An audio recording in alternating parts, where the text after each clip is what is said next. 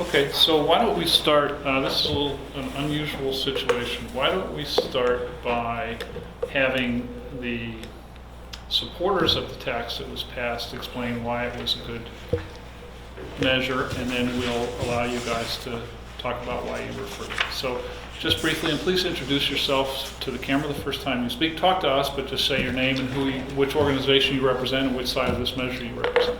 Thank you. Sure, well, I'll start. I'm Rachel Solitaroff. I'm the president and CEO at Central City Concern. I'm on the Yes for 101 side.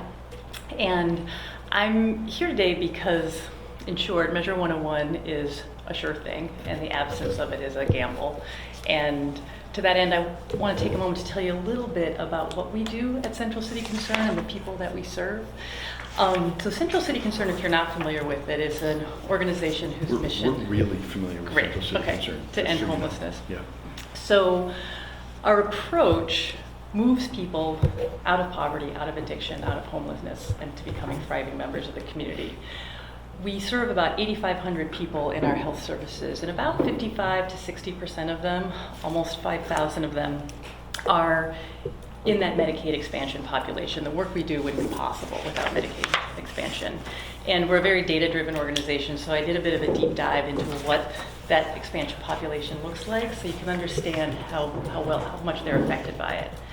58% of the people in our expansion population have serious and persistent mental illness, and the vast majority of those folks are over the age of 55. So access to Medicaid, just in the last few years, has allowed them to get access to psychiatric medications, to counseling, to get off the street. Many of them have gained employment. So these are people who are now not in the ER, not in the hospital, not in jail, not on the street. The other group of people fall disproportionately more in the sort of 35 and younger group, and this is the population that's really disproportionately affected by the opioid epidemic. Access to Medicaid has given those folks, for really the first time, access to evidence-based treatment for substance use disorders, counseling, parenting classes. They're reuniting with their kids, pulling them out of DHS custody, getting into housing and getting employment. And the last thing I'll mention about these groups is that overlying the entire 5,000 people is a lot of care provided for people with chronic pain conditions, like back pain, headaches, arthritis, the things that we used to treat with prescription opioids, which in large part has driven the prescription opioid epidemic in this state. And with Medicaid expansion, we now have the opportunity, and which we exercise, to give those people really evidence-based treatment for chronic pain. They get physical therapy now, behavioral health, things like acupuncture. For the first time, we've started to see opioid prescribing rates go down in this state since we started measuring in 2011. Rachel, let me just jump in for a second. Let's dumb this down a little bit. So we're here to talk about a referral of a tax increase that was passed in the 2017 legislature. Why was it necessary for the legislature to pass that tax that you are seeking to preserve?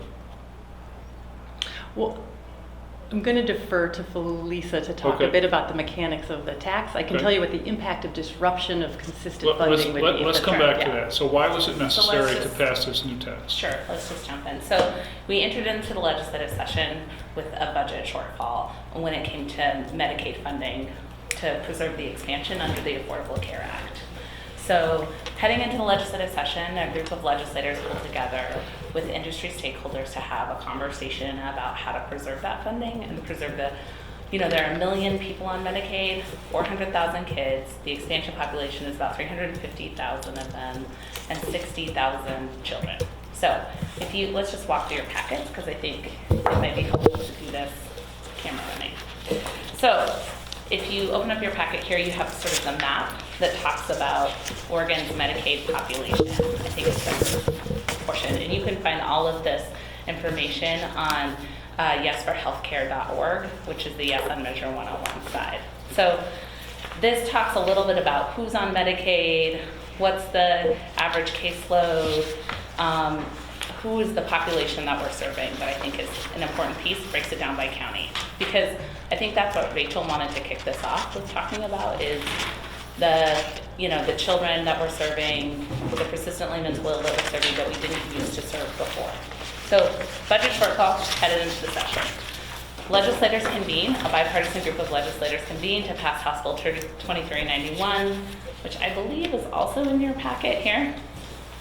Well, and then legislators pass House Bill 2391 in the last days of the session, which is an assessment on insurers as well as hospitals to help fund that budget gap and covering those 350,000 And what, lives. so the budget gap was much discussed, but it never really materialized in some ways. So what's that budget gap real? The budget gap did materialize. Okay, tell us about that. Okay, so I think that the budget gap materialized, so there was more funding coming into the state, but as the federal portion of the Affordable Care Act shrinks, which was part of they paid for the full expansion, right? Then year by year, that coverage for that expansion goes down. So that's the gap that presented itself in the budget. So to dumb it down further, 2391 was really to address the phased-in step down that the feds always told us was going to happen. Everybody knew it was going to happen. That's right. That's what 2391 gives. Okay, So great. Can I jump over the basic question? Sure. How much money and who pays? How much money and who pays? So, the hospitals and large insurers pay. This is the 101 sheet in your packet. And you also have another sheet in your packet to go through. The revenue impact statement that was provided by Legislative Revenue Office goes through the numbers directly in a sheet. You can find that online. So what happens is hospitals and insurers pay the assessment to the state. The state then takes the assessment, matches it to federal government drawdowns, and there are different match rates for different populations. Some of them are 2-to-1, some of them are 16-to-1. So you can see here, if you look at the revenue impact of the proposed legislation, this is a combination of the assessment. So on the hospital assessment, on specified hospitals, it's $126 million. On the Type A and Type B hospitals, it's $123 million. The OHSU governmental transfer, which is not part of the referral, is $105 million. This is more about the 2391 than it is about the referral. So the referral is also in your packet on referendum number 301. You can see it there. And they referred the 0.7% of the hospital assessment that takes you up to 6%, from 5.3% to 6%, and the 1.5% on insurers and CCOs. So I want to understand a little bit more about the hydraulics of this Sure. tax. So there'll be a 0.7% assessment for large hospitals. So that's 0.7% of what? Their gross revenues, their net profits? Net their patient revenue. Net patient revenue, Yeah, the money they take in from serving patients. as opposed to the money they take in from what? Investments. Okay. Yeah. So Providence would have to pay 0.7% of all patient revenue, but not if they have sort of an endowment and they're making investments. That's right. And then the health insurance companies, that's 1.5% of what? Premiums. 1.5% of their premium revenue within the geographic area of Oregon. Yes. Is that correct?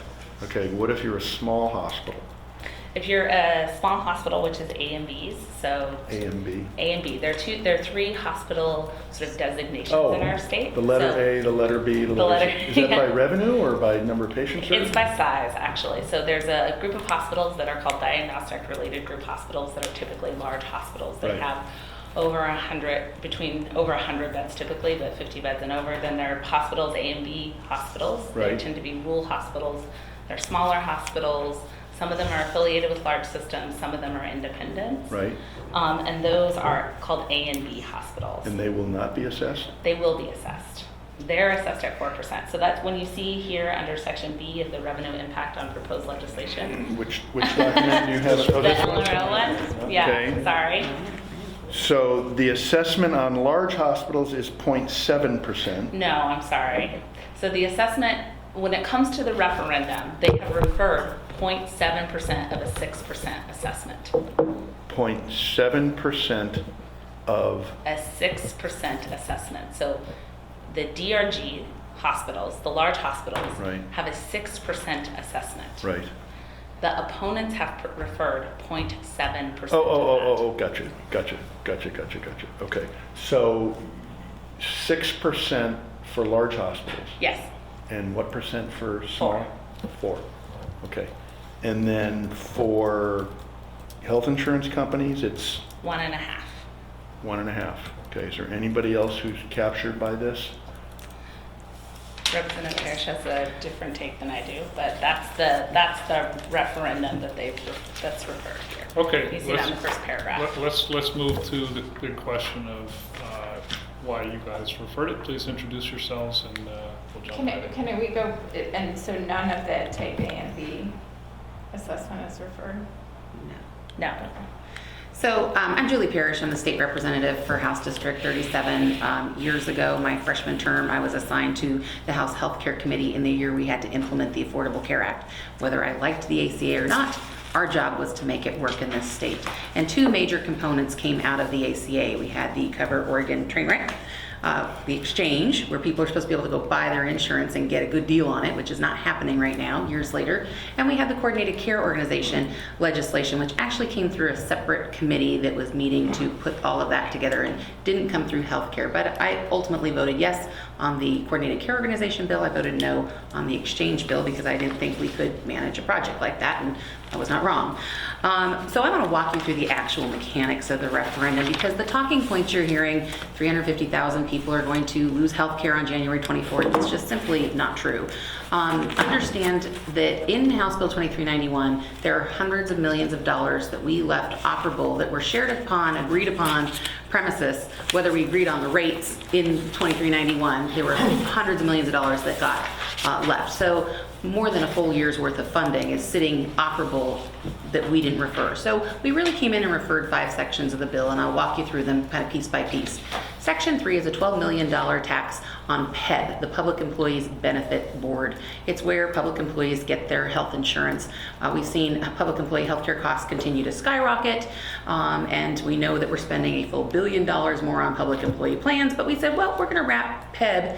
Public employees aren't paying this tax. It's coming out as a line item transfer out of the general fund, to the detriment, we believe, of things like a $12 million cut to the DHS disabilities budget. So we said, you know what, we don't like that. We don't think that that's a smart way to fund Medicaid. And so we pulled that out and extracted that as part of the referendum. Section 5 is the 1.5% tax on insurance premiums. We object to this because who you're capturing in that tax is 217,000 individuals who buy their health insurance inside or outside of the exchange. If they buy it in the exchange, only 2/3 of the people are getting an ACA tax credit. So in that entire insurance market, you're looking at 59% of the people are paying full freight health care. And we said, okay, we're gonna tax you. We said we're gonna, okay. So that wouldn't tax people like us who get a Are you self-insured? company paid. Depends on how your company buys insurance. It would. What's If interesting, we're not on the exchange. if you're not on the exchange, but we'll get there, because the insurance tax does affect other groups. So there's the 217,000 individuals. There are nearly 12,000 college student plans. So college students are seeing about a 5% rate increase. We put a 1.5% tax on top of that. Then there is the small group market, and the small group market is anybody who's under 50 employees. So that could be a for-profit entity. It could also be your local nonprofit. It could be your church. If they're buying in that small group market, they're subject to the tax. So how much money is that? Well, individually it's not broken out, but the 1.5% tax is set to generate in the first part of the biennium $78 million. The interesting thing about that is we also are going to tax the large group market. And in the large group market, the largest purchaser of healthcare in the large group market is our public schools. So the tax is set to sweep $25 million. Of that, $78 million will come out of the backs of public schools. In my own House district, it's about $1.5 million biennially as a cost shift from K-12 to Medicaid. So we objected to that, because who's not in that mix are big corporations, unions, and insurance companies who legally can be brought in to help fund Medicaid and were excluded from the tax. They are not picking up any tab for this. So in that insurance market, there are 1.2 million lives who either are buying it themselves or their employers buying it for them, including the school district. There are 980,000 lives in the self-insured population. And so those folks are shouldering none of this cost. So you've arguably put the tax onto people who are paying as much as a mortgage or a rent payment for some of their health insurance and said, we'll tax you. Now, how do we know that that money is going to get passed along? Because we also referred Section 8 of the bill. Section 8 of the bill is the part of the bill that allows insurance companies to pass the tax on to ratepayers. You know, in the Measure 97 debate, we kind of heard, well, you know, this tax will get passed on to consumers. And, you know, you have to kind of assume that that could happen. This is a bill where we actually expressly said insurance companies can pass it on. We put it into statute and memorialized that. So we actually think that that is wholly unacceptable way to fund Medicaid. Is there a fiscal impact to Section 8? $78 million is what I thought that was Section 5. Section 5, sorry. Section 8, no fiscal impact. No, it's the Okay. policy of do we let insurance companies. Okay, great. What's the next section? Section 9 is the tax on MCOs themselves. So how we get our money, and Felicia's sort of... No jargon, MCOs. MCOs is the Medicaid organizations or the coordinated care organizations, of which there are 16 of them in this state. Some of them are for-profit, some of them are nonprofit. Okay. So we currently use a hospital assessment, the 5.3% that we left in the bill, Yep. on the big hospitals, the DRG, diagnostic related group hospitals.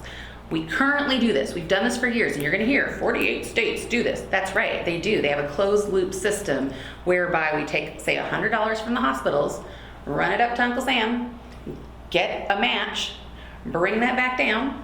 The hospitals get 100% of their money back, plus a 3% sweetener, and the rest of it, which is federal funds, largely all federal funds, goes into the CCOs, the coordinated care organizations. We didn't take that out of the bill. We legally could have gone up to 6% in that closed loop assessment because the legal opinion we provided you yesterday very clearly says that money's closed loop. We have to give it back. That's a true assessment. What the legislature did is came in and stacked a hard tax of that 0.7% hospital tax. So that's Section 9. So that's how we fund Medicaid. That's how we fund the MCOs, right? So it's the remaining money after we reimburse the hospitals, Yep. we give those federal dollars. So the state comes along and says, well, let's tax the gross revenues, which are all federal dollars.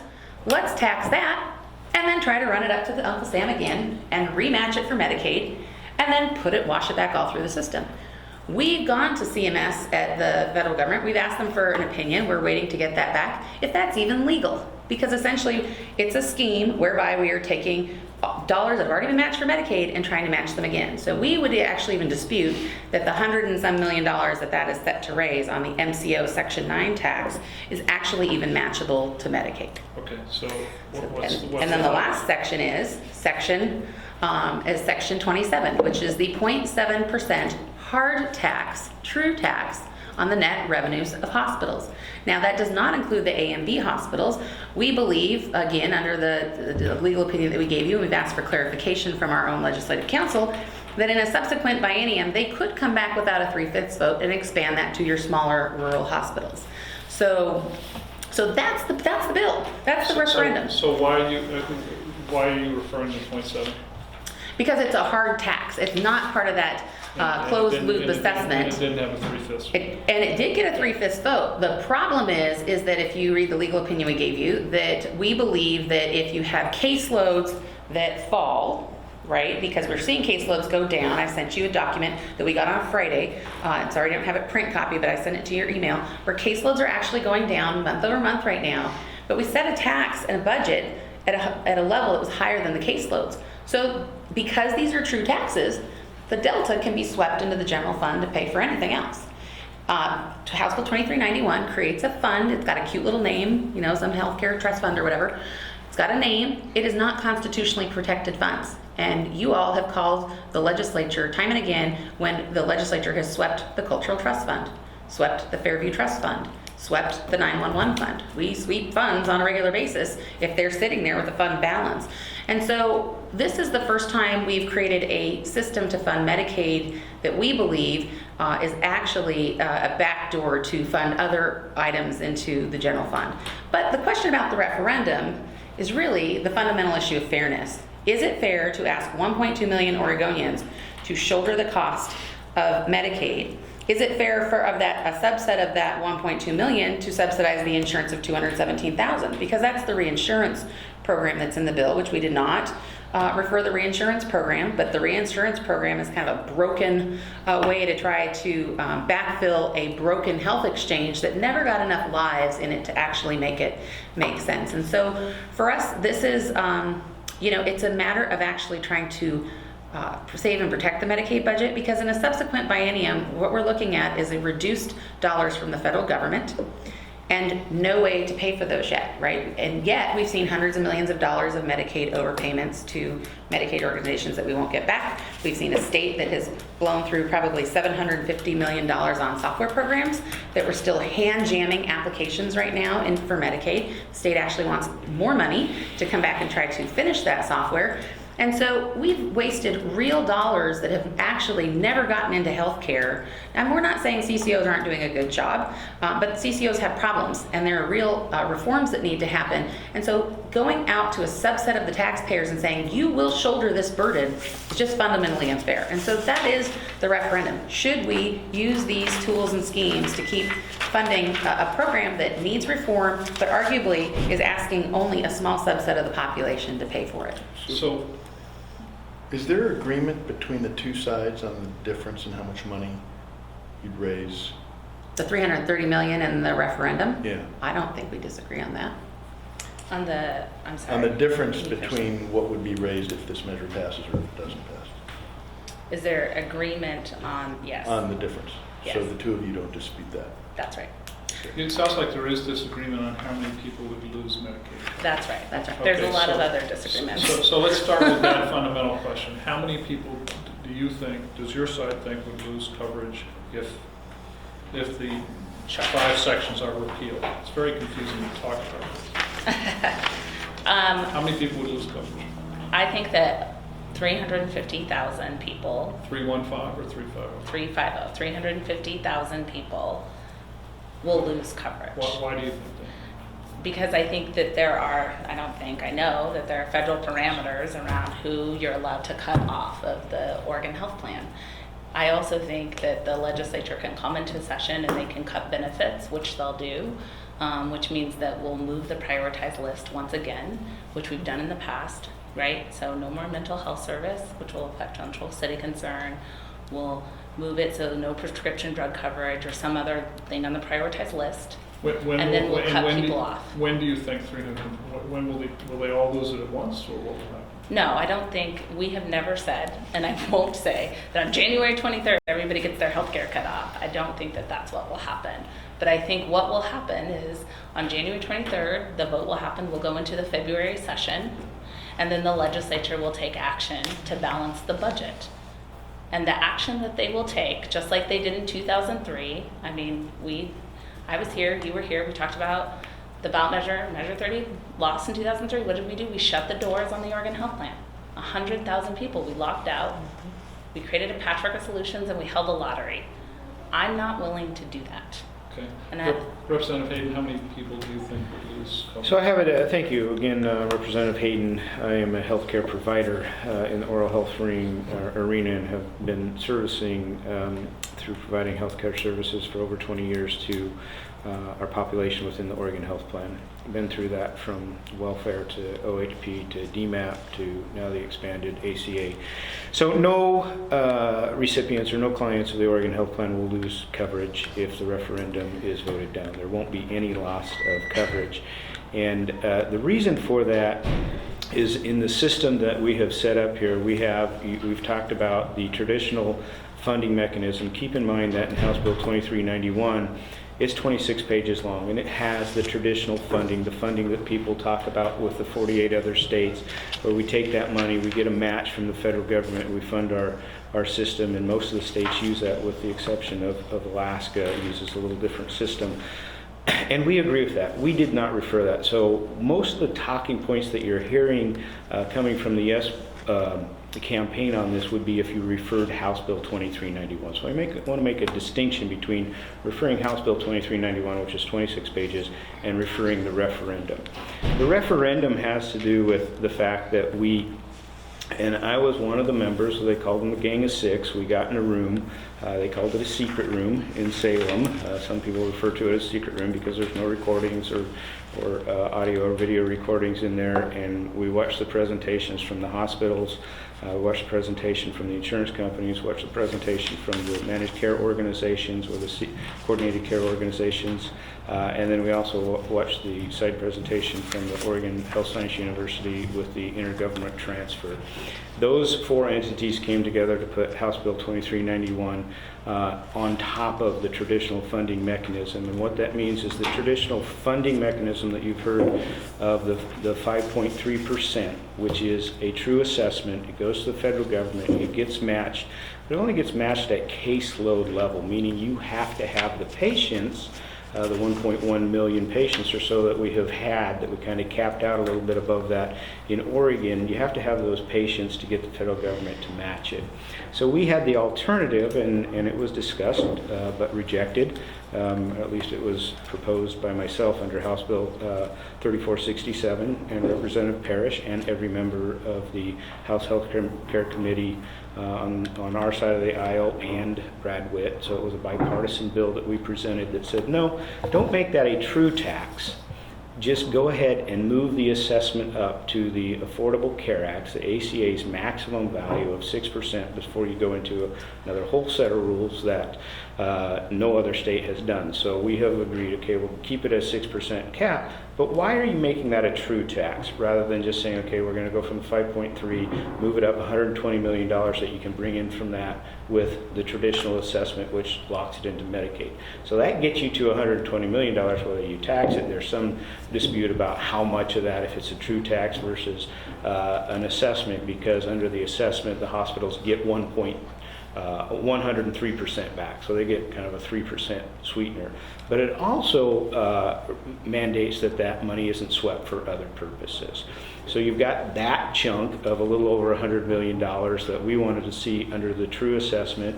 Then you've got the A and Bs. We did bring in the A and B hospitals. The A and B hospitals are your smaller hospitals. There's 28 DRG hospital, which are the diagnostic related groups hospitals, your bigger hospitals, and there's 32 smaller hospitals. So there's 60 hospitals in the state of Oregon that can contribute up to 6% of their net revenue coming in towards this. Once you add the A and B hospitals, you can add about another $150 million to this assessment. We have added, and they gave you the numbers there under House Bill 2391, we've added about $120 million from the A and Bs. We're not referring that. We're saying that's okay, but that's only at 4%. We could have gone to 6%. Talking with the smaller hospitals, they were worried about cash flow. So under the House Bill 2391, the Oregon Health Authority said, okay, we don't want your small rural hospitals to worry about cash flow, so we will actually front the money to you. So if you have to pay 4% or 5.3 or 6%, whatever percentage you have to pay, we will give that money to you. Basically, then you give it back to us, and then we give it to the federal government, and then it comes back and you get held harmless. That's the system of the A and B hospitals now. That's the system that we had committed to diagnostic related group hospitals when they started, that we won't ever make a permanent tax on you. So there was a decision made to only bring the A and B hospitals up to 4%, to leave the diagnostic related group hospitals at 5.3%, and then add a true tax of a couple $100 million, about $210 million currently, which if you add an inflator onto that, gives you a headroom of about $250 million during the biennium. So I gotta stop you just for a second, because we're trying to get at this question. That they think that 350,000 people will lose coverage. You've said nobody will lose coverage. How can that be if the fiscal impact statement is anywhere close to correct, that roughly speaking, if the repeal succeeds, if you get what you want, there'll be $1 billion less for the biennium. Well, how can it be, if there's $1 billion less money in the system, how can nobody lose coverage? So I'll take the easy English answer and the non-doctor speak. The long and the short of it is, we had headroom in that traditional assessment that could bring in up to $200 million. We have also had falling caseloads, which came out, and when you do the math, is $100 million. So you're at $300 million right there. We just had a revenue forecast that shows $47 million more dollars. And then there are certainly reform things that under new OHA director, we're seeing efficiencies that are going to get put into the system. We believe the caseloads are going to continue to fall, not climb as Lynn Saxton publicly put out there, because of things like a minimum wage increase, where we moved the trajectory of the minimum wage up faster than the federal poverty level. So this is an accounting issue, not a we don't have enough money issue. It's really, did we pick the right policy? And there are other policies that we could have chosen. House Bill 3467, we weren't saying no to taxes. We offered a tobacco tax. We said, look, there's other ways to get there. You've been waiting to say something. I have been. I just feel like we're throwing around a lot of numbers pretty quickly. So first of all, the 5.3 and the 0.7 gets you to 6%. That's 6%. So we keep saying we're adding a true tax or what have you. That gets you to 6%. Other states have 6%. Not as a 48 true tax, sorry. 40 other states, I gave you your time, now you can give me mine. 40 other states are at 6% on various forms of provider assessments. This is the conversation about whether it's a true tax or not a true tax, is whether the hospitals get their money back in aggregate, or whether we put that money into funding Medicaid, insurance, and CCOs and keeping the prioritized list where it's at. So What if they're right? And that because of the growing economy, increasing minimum wage, unbelievable efficiencies at the OHA, this referral fails, you have more money than you know what to do with. What happens then? What that's happens to up the you. excess Yeah, funds? well, I guess how is that going to happen within a matter of weeks? Like, the economy surging and this. No, I'm just suspend disbelief. Sure. Just Let's suspend assume that the disbelief. efficiencies they find in OHA, Within weeks. I didn't say within Oh. weeks, I'm just saying that Oh, over okay. time, you end up with more money than you need Sure. to provide adequate care So for Medicaid magical unicorns residents. come shooting out of the Oregon Health Authority. Yeah, I It's understand raining you don't agree with rainbows it, but I'd and still like you to sparkles. respond to that question. So I What feel like, happens if- so at the end of the budget cycle, at the end of the biennium, we do a rebalance. Like we do at the end of every biennium. Right. We have an emergency board Right. that meets, that can discuss these magical falling caseloads. I feel like it's just not real, Okay, so frankly.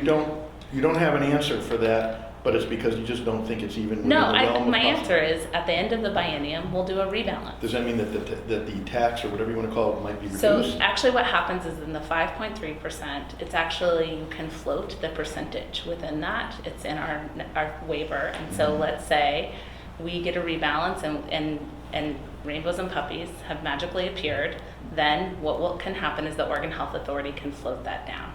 But And not, So in other words, they reduce 5.3 to 5 or whatever. They reduce 5.3 to 5 or Has that ever 4 happened? or 2. Yes, actually, in the last round of the provider tax, the 5.3 actually went up and down between that 5.3 and a little bit under 5. So it was like at 4.95 one Right. period and up to 5.3. So, answer this for me. Traditionally, when you have a tax or a fee increase or whatever, the people who are opposed to that are the people who are going to be taxed.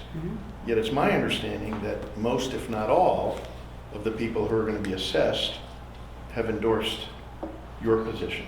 Yes. So am I wrong about that? Do well, wanna if you share can with us? pass your taxes on to somebody else, of course you're going to endorse that position. Okay, so is there any sort of constituency that we may be unaware of? Well, we think the actual, like, Are folks there any who are... hospitals that are? Oh, privately, they call us and say, thank God you're doing it, right? I mean, we've actually heard from hospital CEOs who won't go on the These are record. hospitals that are endorsed, that are, Their association is endorsed, right? The hospital association is endorsed, but privately, I've got people who signed the petition and returned it in hospital letterhead, right? I mean, so we actually have talked to people but no individually. one can tell us. Well, no, because they've asked us to stay quiet and, But you understand how, from our point of view, you can't tell us one constituency that's going to be adversely affected by this. sure, anybody who's paying the tax.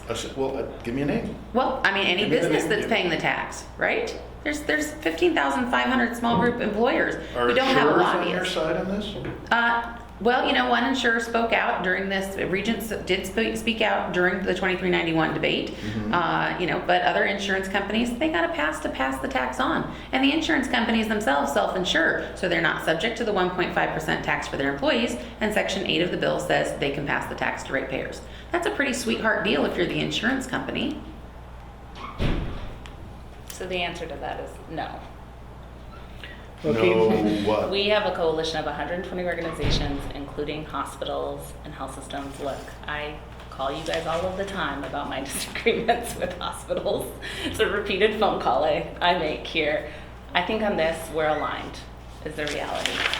Folks like Rachel are supporting, the insurers are supporting. But notice it's not our legislative colleagues here debating this who actually voted yes. They won't even hardly come out for any of these, right? You have advocates and self-interested interest groups, not to say Central Concern doesn't do good work, but you have people who directly benefit are the people they're sending to debate us about this. That should tell you something. And then look at how their campaign is being funded. I mean, All Care, which is one of the for-profit Medicaid organizations, just put $100,000 into this campaign. Do you not think that is self-interested? This may be getting into the weeds, maybe a little bit off the subject, just for my own edification. The legislature discontinued the hospital transformation program. Can someone explain what that is? Sure. The Hospital Transformation Program, or the HTTP is what it's short for, but was a program of incentives that was part of the provider assessment that was previously passed. And so they tried to align the CCO incentive program. I think Rachel can talk specifics about some of the incentives that CCOs do and give some examples. I think that might be helpful. Yeah, it's a way to, start paying for value as opposed to just paying for visits. So CCOs and the delivery systems that they work with have 17 different measures, everything from lowering emergency department and hospital utilization to improving care for chronic conditions, diabetes, hypertension, but also attending to groups which have been disproportionately impacted by poverty. So ensuring that kids in the foster care system are getting appropriate screenings and developmental exams. But that program was discontinued? The program for the hospital portion of that was discontinued. So the idea is that they For the should, outpatient world. for the outpatient world, that still exists. And it was discontinued because? It was discontinued because of the budget shortfall, that we wanted more of that money to go into providing insurance coverage for the 350,000 lives. As opposed it to, wasn't- What did you think as about opposed it? to incentives. So the hospital transformation program is basically, getting into the funds that were provided in addition to, like you could think of fee for service. If you provide a service, you get paid for that.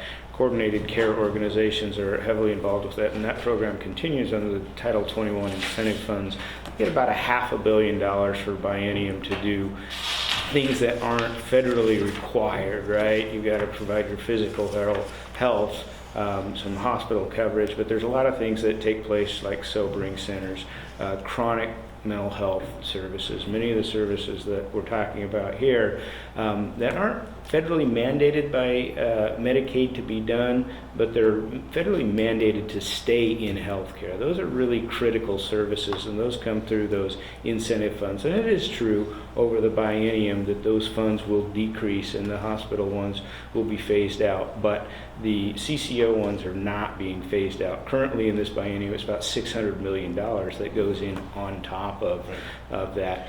The concern that I wanted to point out when we talked about the 5.3%, if there is more money in the system than there are caseloads, it's not under the new scenario with the true tax in there. They're not going to decrease the 5.3% to the hospitals or the 4% to the A and B hospitals. What they're able to do, and we had to have a 5-page legislative counsel, Dexter Johnson's opinion, what they're able to do, and the reason they put a true tax, the reason there was a true tax put in there, they can then sweep those funds out. If there is funds available, they can leave them in the Medicaid system to have them matched up. There's a question on the managed care funds. But if it was all true assessment, they would have to reduce that 5.3, or if it was actually a 6% true assessment like the other 48 states generally do, then if their caseloads weren't there, they would have to reduce it. Our system is set up a baseline of the 5.3 plus the 4 to come together. That's always going to be locked in, and then we put true taxes above that. If those caseloads drop, then we can get that money out and use it for any other service. And I think that will put pressure on our incentive funds, on our things that aren't federally mandated to actually lower caseload. So I think having the opportunity to pull money out of Medicaid, which we've never had on a policy before, actually lends to the potential for less access to healthcare through pushing caseloads down, but not through the funding mechanism. These people, these 350,000 people, I asked Legislative Fiscal Office when OHA Lynn Saxon came out, Oregon Health Authority, Lynn Saxon came out and said, hey, if the federal government cuts to 350,000, that's basically going to reduce our general fund taxes by about $19 million. She came out with something that said that. I shot that back to Beth Ann Darby that night and said, do you stand by these numbers? Beth Ann Darby said, yes, we stand by those numbers. And then I sent it over to the Legislative Fiscal Office. I have a copy of it. And I said, if we cut 350,000, like the yes on Measure 101 is saying, that it would cut 350,000, what does that do to our state and local taxes? And so they ran those numbers for her. They gave it to me. We have a copy of that for you. That would take out 38,100 jobs in the state of Oregon. That takes out an economy that started with $5 billion. Annually, state and local, that takes $268 million out of our revenue, our tax revenue, according to the LFO. So if you've got $536 million that is generated with state and local revenue for the state out of $5 billion industry, by keeping those 350,000 people insured, and you have that delta of 6% that you have to cover, or in our case it was an additional $252 million for the expanded population to keep them covered, and you've got more money coming in from keeping them covered than it costs to keep them covered, there's absolutely no way you're going to cut that population. Now, it is true, we don't keep the money, the tax money that's generated by that $5 billion worth of industry sequestered, but the fact is if we cut those populations, it would actually hurt our state and local revenues more than if we kept them. So the figures in the fiscal impact statement that the committee put together say that basically they're looking at a 3-to-1 match. So if your repeal is successful, it will reduce state funds 210 to 320 million, and a possible reduction of 3 times that in federal funds. So to a lot of people in Oregon, I suspect that is free money. We all know it comes from somewhere, but essentially that 3-to-1 federal match is an awfully compelling return on investment. You put up 200, you get 600 in federal money.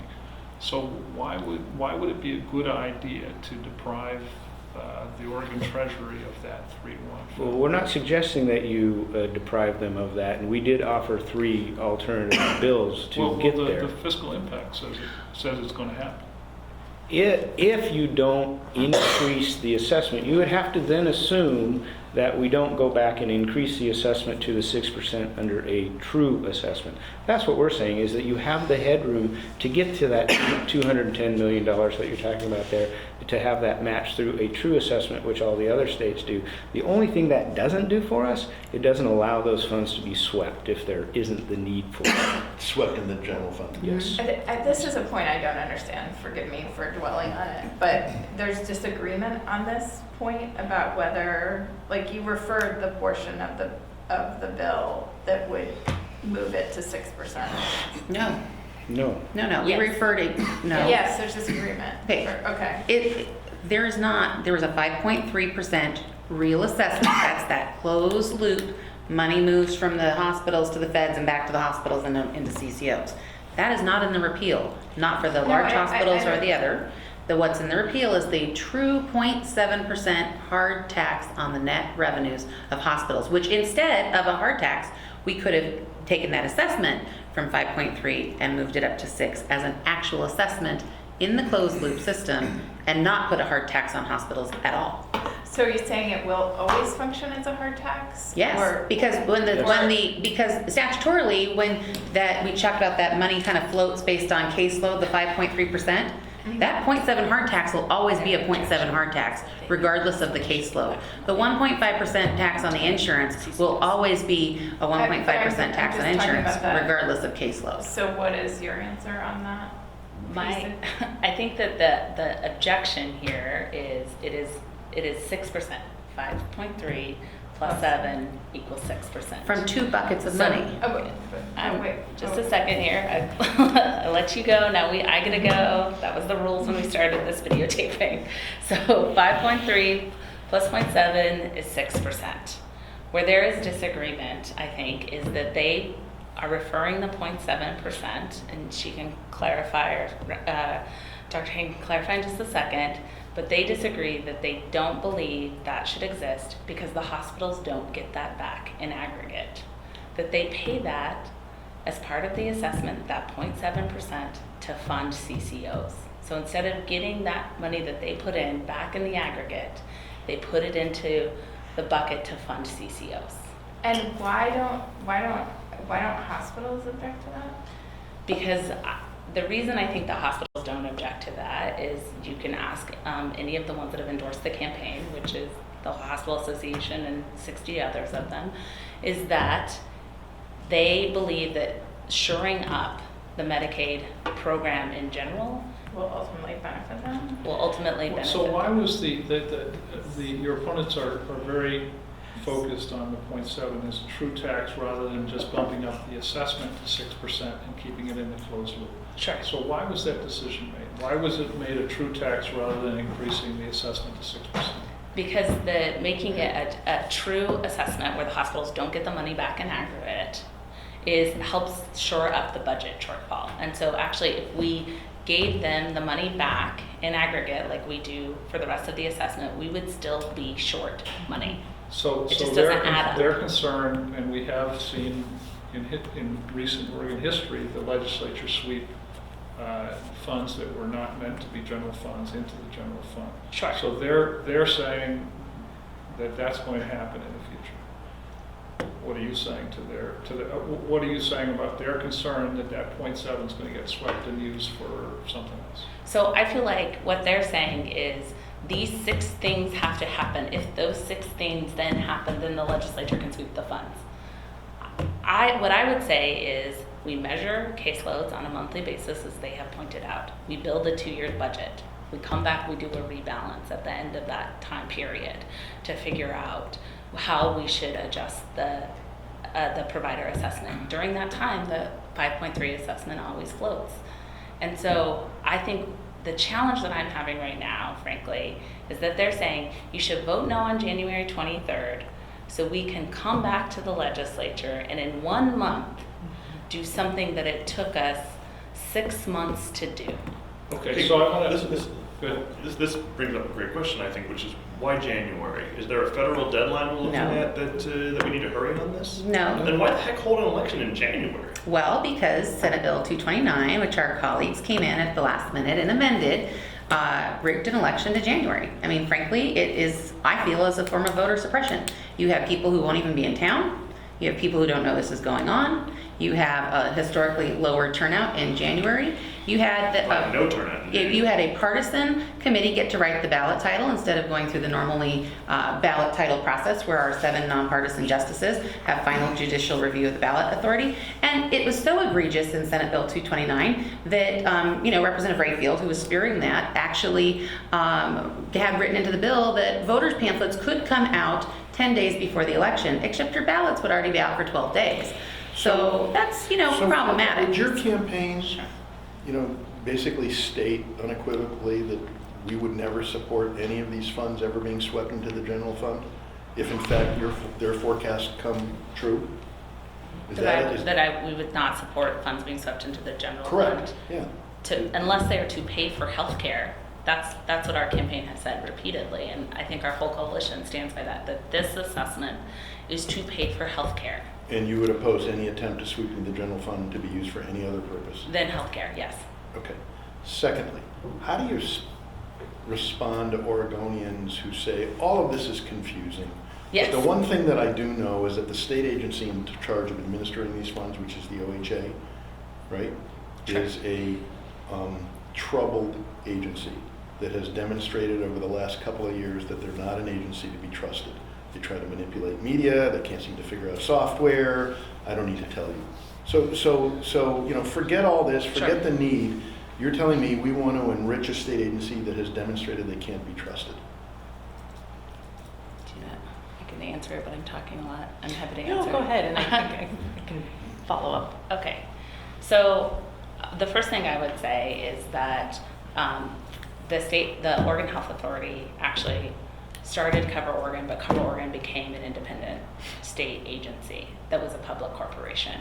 So we can talk about the failures of Cover Oregon, but the reality is we've had faster enrollment in our health insurance exchange more smoothly over the last year when DCBS has operated the exchange. Secondly, I would say we have a new director, and I was a huge advocate. I sat on the Oregon Health Policy Board for 8 years. We can all go back and watch the tape about how I challenged the agency on a whole bunch of issues during that time period. But what I would say is we have a new director, Pat Allen, who's honest and transparent and is putting those issues out there. And I think that Representative Hayden and Representative Parrish would agree that they're happy with the change in the agency head. And then finally, I would say this initiative isn't about OHA. It's about the money that goes to pay for health insurance for low-income Oregonians and people with disabilities. So we haven't addressed, and I know they're not as big, but your opponents have raised some concerns about PED being taxed, about Sure. School districts being taxed, about college students being taxed, about the ability of the insurance companies to pass along the 1.5%. So could you address those concerns? Yeah, so let's take them one at a time. I do want to talk a little bit about the January election date too, because that's based on the budget cycle, frankly, to go back to that. Like, I do feel like the legislature came back, set the election date in January because we operate on a 2-year biennium and we're not allowed to collect the assessment. Okay, but you would have to acknowledge that no one's going to vote in this election. I'm going to do my damnedest to make sure everybody votes in this election. So, and we didn't see that in 66 and 67. So, you know what, like, do I love special elections and off-cycle elections? No. Am I knocking on doors every weekend with hundreds of other people to make sure people vote in this election? Yes. So, I think when it comes to the assertions that the proponents have made. So let's start with the college students. So college students get their health care mainly 3 different ways, right? So college students are on the Oregon Health Plan. When I was in college, I was on the Oregon Health Plan. They now are allowed to stay up on their parents' health insurance until their age of 26, right? So they get their health insurance from their parents. The third thing is they buy their health insurance on the exchange. There are 350,000 college students in the state of Oregon. When you look at university systems and community colleges, 350,000 of them. The opponents of the bill of the measure are talking about 12,000 college students. And so my assumption is, and I don't know, I haven't seen who these folks are, my assumption is that they're mainly out-of-state and foreign exchange students who are buying their health care through the university as part of the requirement to have some sort of health insurance when in college. So we're talking about 12,000 out of 350,000. The second thing is we are talking about school districts. Today I was on a panel with Jessica Adamson this morning, who's a school board member. The Coalition of School Boards Associations supports Measure 101. The Oregon Teachers Association supports Measure 101. The Coalition of School Administrators support Measure 101. If they felt that this was such a significant hit to school districts, all of them would be opposed to this initiative. And all of them are supporting Measure 101. You asked me about one other thing that I'm missing. The insurance company's ability to pass along the 1.5%. The insurance company's ability to pass along the 1.5%. I feel like I haven't been here, but you know, I think even if that wasn't in the bill, that would still be an argument, and it is going to happen. I mean, I don't know, right? Like, people are going to pass along the 1.5%. But the reality is that for the small group, the individual market, it saved people $300 a year by creating the reinsurance program because of the very, very sick population in our state. I also think that we continue to talk about how that everybody should have health care. Everybody in our state should have health care. I think all of us at this table agree on that. And so we're arguing about how to fund that. And 1.5%, I feel like, is a legitimate reason to fund healthcare for everyone in our state. We're talking about 95% coverage, 100% coverage for kids. Is there anything in this tax bill that's moving through Congress that affects any of this one way or the other? There's a couple of things. Well, I think that the challenge that we have is that if the current way we draw down money from the federal government is no longer allowable by the feds through this traditional assessment, then yes, we have a bigger problem, which is how does the state, we're already seeing with the CHIP healthcare, right, where the children's healthcare, where the governors come out and said, well, we'll fund that $35 million ourselves. I'm not sure which bucket of money we're doing that with, because that's not approved right now, except they'll pull it from somewhere and we'll reconcile the budget at some point. There actually wasn't there were actually 2 buckets of money in the last legislative session when we wrapped up the budget. OHA had overage in their fund balance, and the previous reinsurance program had a $50 million windfall to insurance companies that we kicked back to them. So to the extent that if you have caseloads drop and the actual ratepayer is going to get that money back, that's not going to happen, right? We're just going to keep their tax dollars. So there are some things I think we have to worry about. I think we have to worry about when the feds bring us down to the 90% match rate. Where do those dollars come from? I mean, how we piece this together is not long-term trajectory, a stable way to do this, because the next time around it'll be a 3% on your insurance or 5% on your insurance. We will add the A and B hospitals into the true tax, those small rural hospitals, and we'll make them pay that true tax. I mean, it's just, we keep hearing budget shortfall, but we have $1.5 billion more revenue walking into this legislative session, with another $47 million just in the revenue forecast from a couple weeks ago. We have more money in the general fund than we've ever had, and yet it's not enough. And if we had this big budget shortfall, how did SEIU get $100 million of raises in what should arguably have been a shortfall kind of year? And like, we have money. We are making poor choices with our money, and our money's not getting to the central city concerns on that front line where we actually need it the most. There's a lot of churn in the agency in terms of how money kind of moves through that process. And we've seen, where in some of these Medicaid organizations where Trillium Services in Eugene can hold a whole bunch of fund balance in their books that's our Medicaid dollars, enough that an out-of-state company comes and gives them a $130 million valuation. I mean, come on. This system has real problems. We even asked for a very simple reform. Make sure Sally lives in the state before you give her Medicaid, because we front load those CCOs every month, whether Sally lives here or not. If she moves halfway through her determination of eligibility and we don't know she moved, or we don't know she got insurance from another state as part of, maybe she got a new job and moved to Arkansas, we keep paying the CCOs. We're just like, look, we're bleeding money out of this system all over the place. We need some real reforms, and going out to, and saying to voters, well, the only way to fund healthcare and to make it cheaper is to tax it. I mean, come on. That's a ridiculous argument. The reinsurance program isn't working because we don't have enough lives in the exchange. And we don't have enough lives in the exchange. It needed 285,000 lives in order to break even.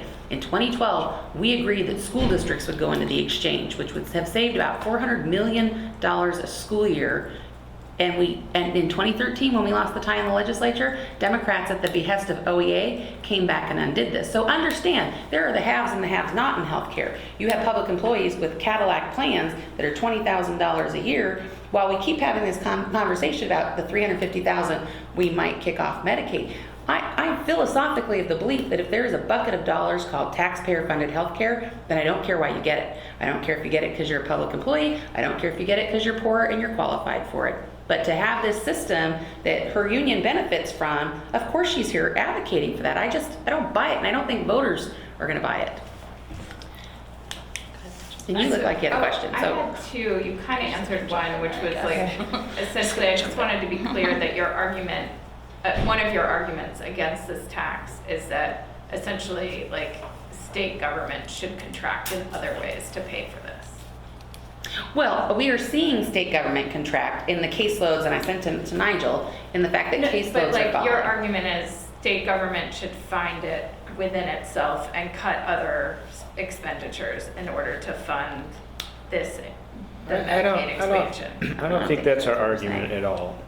Matter of fact, in this case, we don't even need that to have happen. And the one thing, sitting through this whole process, seeing this all being built, I was constantly asking, how come we're not maximizing our current engine? right? We're running it up to about 80%, and then we have the 0.7% and the full 6% on the A and Bs available to us, really to get that true assessment up to full throttle. That would add, by my calculations, currently I 200. think we've talked about that part of it a bunch, so could we skip So, that? okay, Sorry to move us along from that. But that, if you use that system, that funds the need, right? That funds the need, so it's not going to put pressure. And if you do have to go out and put a tax on some people, there is the opportunity, they say, well, you can't tax the ERISA. Well, that's not really true through what the court has found. So you could come up with a tax that would tax those that self-insure. That wasn't even looked at. Can I just jump? I do just want to jump in for a second because I know I'm not a government affairs person. Can I just ask Representative Parrish, one of her, so you brought up CHIP as one thing that's going on at the federal level that could affect this. Mhm. Is your argument that the governor shouldn't be? No, that's not the argument. I'm saying that what we have now is a situation, you asked about what could impact the federal government, money that we need for healthcare. So we're saying, the governor said we need $35 million for CHIP because, we want to get that solved and paid for. And we agree. We're kind of not happy with our colleagues in Congress who have said that, kind of holding CHIP funding hostage. We don't think that that is a good idea. Right. So there are some things that could impact, but the bigger concern we should have is if the current model that we fund Medicaid goes away altogether, Yes, what is our plan to solve health But care? on CHIP, you seem to criticize the way that the governor was coming up. No, I with said she funding. doesn't have the authority to actually spend those dollars. I mean, the legislature allocates money. She just said we're So gonna what should be happening with spend the CHIP in the 35. state right now? Well, I mean, the Should people legislature. be getting letters right now to say that they're not gonna get insurance? Well, I mean, I think The federal that, I think the government is E-board involved. could come back in and make that allocation. What I'm saying is she doesn't, I don't believe she has the unilateral authority to spend like that without budget authority from the legislature. And so you would advocate doing what? Yeah, I think we could come back. We have $47 million more of revenue forecast, but that needs to be an E-board allocation, not a Governor Brown unilateral decision allocation. Okay, thank I you don't think for she has that Sorry. authority. No, that's okay. One thing about the passing along cost to taxpayers, and one thing to be clear about is you pay one way or the other. I mean, with our current CCO structure, we've made significant progress in reducing emergency department admissions by 22%, reducing avoidable hospitalizations by 33%, or 15%, reducing readmission rates by 33%. So you take away access to that care, all of those costs go back up, and you start to see it in uncompensated care, and those sorts of cost shifts from hospital rates to payers to people who are buying that insurance anyway. So it's one thing just to be But clear can of. you speak to the Trillium example? Because that's trotted out a lot as an example of how there's some winners to the ACA that really shouldn't be winners. Is that a misnomer? But can I also add to that, like, the hospitals are winners under ACA, Uh-huh. so why shouldn't they be taxed? Like, I don't get that part of your argument. Because they're gonna pass the tax through. So, you asked about. Why? Why do you know that?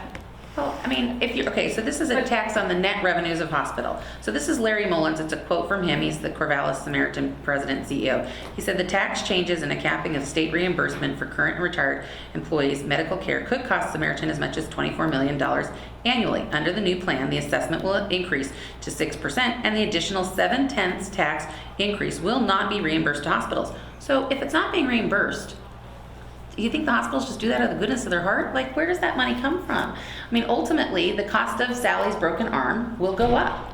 They're going to have to find that money somewhere or hospitals will shutter, which we're already seeing headlines of Providence doing layoffs, St. Charles announcing layoffs after this tax, and CEOs I in thought the there. layoffs are because of uncertainty in the marketplace, like, about what's happening at the Well, federal this is the level. quote from the CEO of St. So Charles. why wouldn't funding for Medicaid expansion, guaranteeing Medicaid expansion? The money doesn't go back to the hospitals. The 0.7 does not go back to hospitals. No, I'm saying like guaranteeing a wider base of people with insurance that would use healthcare systems.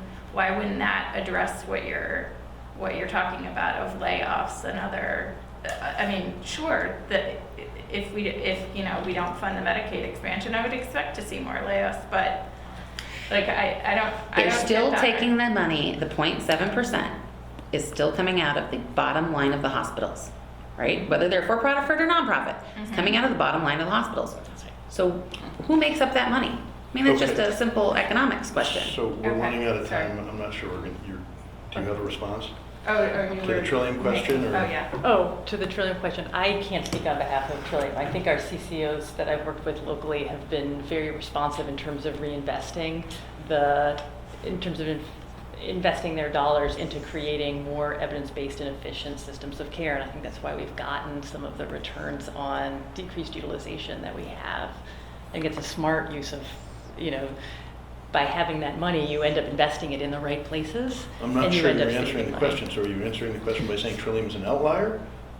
Or? I'm not sure. saying the experience with CCOs that I have had have been really promising. Oh, can I just jump in here and Yeah. say, I do want it to come out of the hospital's lines, just to be really clear.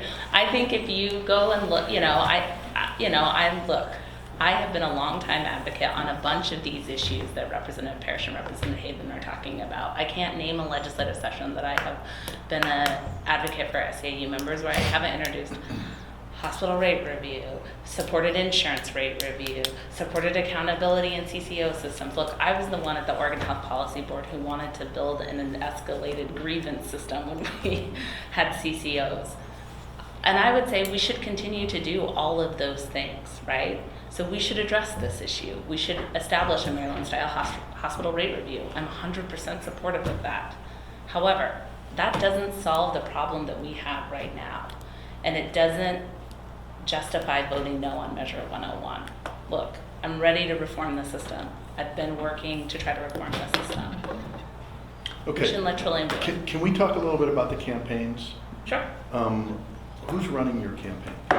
Hannah Love is our campaign manager.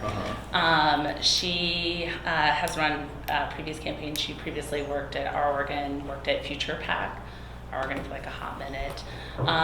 And she is, along with Tim Raphael out of Strategies 360, is helping run the campaign. And we have a How steering much? What is your committee. budget? How much money are you going to spend? I think we're going to spend the amount of money it takes to win. How much money is that? I think, I don't know, actually. I think right now that we're raising, we've raised quite a bit of money. I think we've raised almost $500,000, and we're going to continue to raise money. I'm sure you have a budget, and I'd like to know what it is. I'm sure you would. I'm not ready to put my campaign plan out on the interwebs. Well, I don't want your campaign plan, but I would Or like to the have budget some out on the sense interwebs. of how much money you're anticipating raising and spending. I can get back to you on that. Okay. I mean, it seems to me in the interest of transparency, you ought to be willing to share that with our readers. I think in the interest of transparency, we're more than willing to submit our C&Es just like our opponents are on a regular basis. How about your campaign? Are you running it? Yeah, it is Cedric and I out tooling around the state. And what is your budget?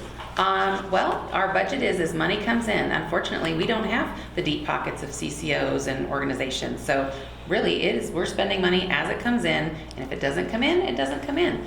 But the fact is that every major healthcare player who benefits from these taxes has committed, whether it's insurance companies, hospitals, or CCOs, are using our healthcare tax dollars to perpetuate a new tax. We've put in about, collectively, between Cedric and myself and a few other lawmakers, we've personally put in, between in-kinds and cash, about $100,000 of our own money. Who is your largest contributor to date? I have a constituent who has put money in because he's going to be impacted by these taxes. He runs a tech company. Stimson Lumber has put some dollars into this. Well, and, who's the tech company? Net to Vault. That's the name of the company, or that's the name of the the company.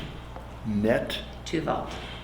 There's To a server company, like Vault? a web. Vault. Oh, I've never heard of it. Okay. Yeah, well, he's just a constituent who pays these taxes. And Simpson? Stimson has put some money into this as well. Okay. And he put in a voter's pamphlet, actually you should read it, arguing the fact that Medicaid should have been fully funded. If we're going to do it, everybody should have had skin in the game. So that's sort of his Who's your impact. largest contributor to I date? think right now SEIU is the largest contributor At to how much? date. I think we've already given close to $100,000. All Care's put in $100,000 as well. All care, okay. Okay.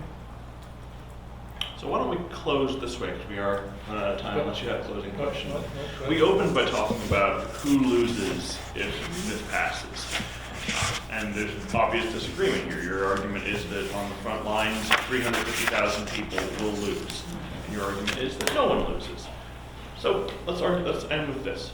If this passes, if this fails, if we don't pass this tax, who wins?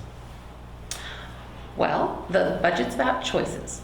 The legislature can come back in and make choices based on available data, new data that says what the caseloads really are, and work to sort of plug those holes, use those existing closed loop dollars that we have come in. But who wins? The people who are asking to unfairly shoulder the burden, right? It's your 1.2 million lives that are being asked to solely fund the burden of Medicaid in a broken exchange. So I think they're the winners, right? The everyday Oregonian who right now is trying to decide before healthcare.gov shuts on Friday, whether or not they can afford a $2,000 a month healthcare premium. A winner is somebody like the Stan who lives at the coast. He lives in Walport and he's a military retiree who has healthcare through the VA, but his 55-year-old daughter doesn't, and he's spending half of his military pension buying her healthcare because she's not old enough for Medicare, she's not poor enough for Medicaid, she's not disabled enough for SSI, yet she has a disability that needs coverage. And Stan, who now only has Providence because Regents picked up their marbles because they didn't get the rate increase that they wanted, and they left 15 counties, creating an insurance monopoly. Stan's the winner. Stan doesn't have to pay that tax. So, they've made this argument about the 350,000 people who suddenly lose health care the very next day, which we dispute because there's hundreds of millions of operable dollars and ways to get dollars through other budgeting choices. But the fact is there are people right now who have to pay their own freight for health care who are contemplating not having health care next year. Where is their voice? And that's what we're representing, is those people's voices right now don't have one. They don't have a lobbyist. They don't have SEIU with $100,000 to put into a campaign. They're the people who put $2 in an envelope and gave us back their 2 signatures and said, thank God someone's standing up for us. Look, the fact is when SEIU goes out and puts out a campaign in our Oregon, Hannah Love, go out and put out something to the ballot, they buy a bunch of signatures. You saw $800,000 to get a soda tax to the ballot. We had 80% of our signatures came from volunteers. Once we got that petition in the hand, they went out and did it themselves. I think that says a lot about the fact that there are 90 of us in the legislature, and we don't always make the right choices as a body. And sometimes questions are bigger than us, and Oregon voters deserve a right to vote. And so I got to tell you, that's Julie, what this comes the to. one thing that I can't understand is that in this state, you've got this on the ballot. There ought to be large organizations that either philosophically agree with you or for whom this is a real pocketbook issue. You don't have a lot of institutional support. Well, because most of your big companies are self-insured. Look, Nike and Intel aren't paying this tax, right? Their lobbyists aren't going to be very happy with me for saying that, but they're not subject to that. So your big dollar players who write big checks to, stave off the Measure 97s of the world are not your mom and pop farmers who are paying $50,000 to buy health care for their 7 people who don't have the money to write us a check. Right, but there's some large companies that occasionally act in ways other than in their direct self-interest, who agree with you about let's not give the legislature too much money if they can sweep into other sources, or this is really an unfair and inappropriate way of raising money for Medicaid, or there's more money and that, okay, it isn't going to directly affect me, but I care deeply about this state. That's You don't right. have that. Well, so let's take a construction company, for example, who says, I'm really behind you on this, and we'd love to support you, but we build hospitals, and we're worried about getting that next contract, right? Or that there's sort of a culture of fear of retribution, and we see it play out in agency after agency, that sometimes when you get involved in campaigns, somebody like my constituent, who the Nurses Association, he'd never really given a whole lot of money to politics before, and somehow, at some point then, they are using their megaphone to go out and vilify him or call him a racist or any of these other things that SEIU in our Oregon has said about people who've signed the petition this year. So, do you really want to get involved in that hot mess if you're just the small business owner or even a larger business owner who's self-insures? But, that's why Stimson put money on the line, right? They said, look, this was an unfair tax. We're not even subject to the tax, and we think that's wrong. So we're going to give you some money. But, most folks don't want to put their own business on the line. And in a state that has shown that it will use state agencies to drive retribution, if you're Brad Avakian and you're the labor commissioner and you're going to use retribution as part of how you operate your office, people don't like to make those big checks. I mean, if you're CVS and you put in a Measure 97, you're a corporate interest or in some other state. We're not asking out-of-state organizations to fund this. We're, looking at sort of these local, organizations, and a lot of people who could write some of those big checks for lots of other political reasons, carbon taxes and all the other stuff that's coming, in the short session are just like, we can't get there with you on this one. But we're cheering that you're out there doing it. We hear that a lot. I'm still new to the ballot initiative concept, relatively new, being a relatively new Oregonian. So one of the arguments against Measure 97 that I heard over and over again was that the legislature should be the deciders. Like, we really should have a legislature that functioned. Where are you on whether, do you have a philosophical position on whether taxes should actually be something worked out by the legislature, or whether these should always come to the ballot? Well, it depends on the measure, but ultimately, in this particular case, when the yes votes and the Governor Brown said, this is my top priority, and then for-profit Medicaid organizations immediately give her almost $100,000 after signing it into law, and the yes votes cumulatively just from for-profit Medicaid organizations took nearly $2.8 million over their tenure of being in the legislature. Do you really think we get the kind of reform that you need when people are, sort of bought by the healthcare lobby? So you're saying some of the time it should come to the ballot? It depends on what it is, ultimately. So in this case, this is not, we're not trying to put something new on the ballot. We're actually, through the referendum process, actually saying, wait a minute, do you agree with what your 90 legislators or 56 legislators and the governor just did? That's a very different question than initiating a brand new tax at the ballot. I think we're out of time. Well, no, now, because again, I have a response to the basic question. Who benefits from defeating 101?